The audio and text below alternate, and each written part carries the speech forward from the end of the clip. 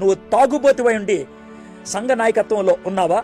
నీ భార్యను కొట్టేవాడివై ఉండి నువ్వు సంఘ నాయకత్వంలో ఉన్నావా? గూండాయిజం చేస్తూ సంఘ నాయకత్వంలో ఉన్నావా? తిరుగుబోతుగా ఉంటూ సంఘ నాయకత్వంలో ఉన్న పిల్లల్ని పట్టించుకోకుండా సంఘ నాయకత్వంలో ఉన్న ఏలీ అలాంటోడే. తన కొడుకులు పనికి మాలినోళ్ళు, కానీ సంఘములో ఒక స్థానాన్ని ఇచ్చి పడేశాడు. దాంతో సంఘాన్ని పాడు చేయటం మొదలు పెట్టాడు. Can you understand what a bad father can do?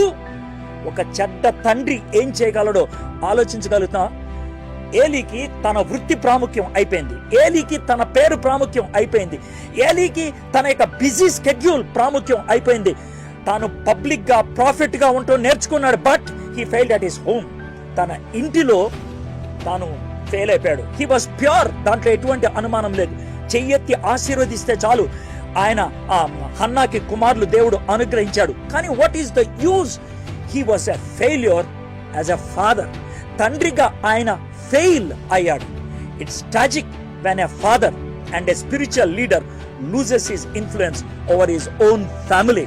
తన కుటుంబం మీద తాను అదుపు తప్పిన వాడైతే అంతకంటే భయంకరమైనటువంటి కారణం ఉన్నదా?